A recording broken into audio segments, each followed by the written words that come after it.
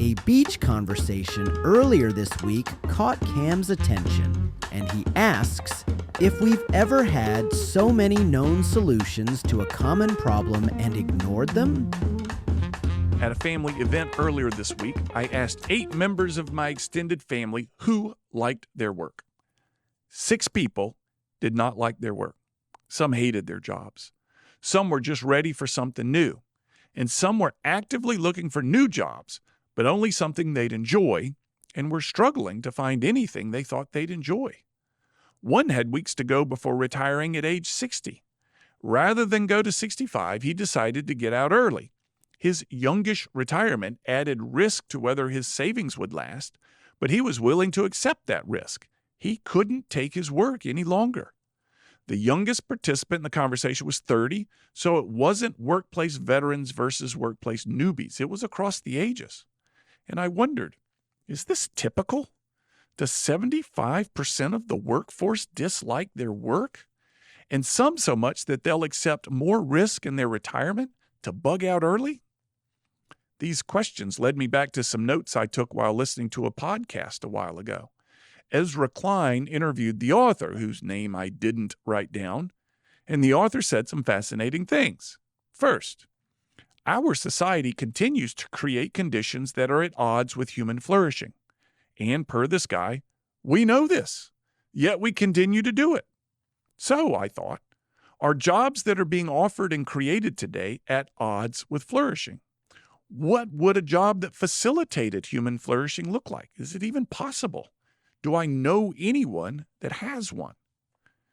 Second, few people know what they want, only that they don't want this, whatever this is. They don't want the work they have, only that there must be something better. But what? Most people have no idea.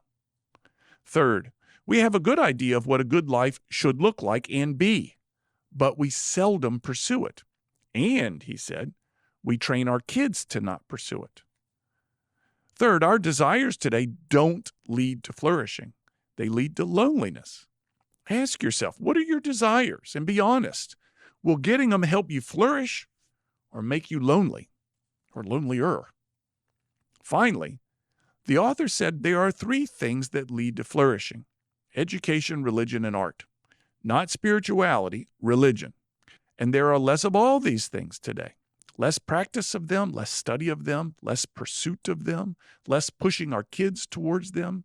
And yet, per the author, they are and have always been the keys to happiness. What does it mean that we know the solutions to our unhappiness problems and ignore them? What does it mean that those in influence or position in workplaces could create elements of jobs that would make each other happier, but we instead follow and participate in and help create and push our kids into a culture that ignores the answer? Has a society ever had so many known solutions to so many known problems and simply ignored them? I'm wrestling with this. It's tough. How do we get off this wheel?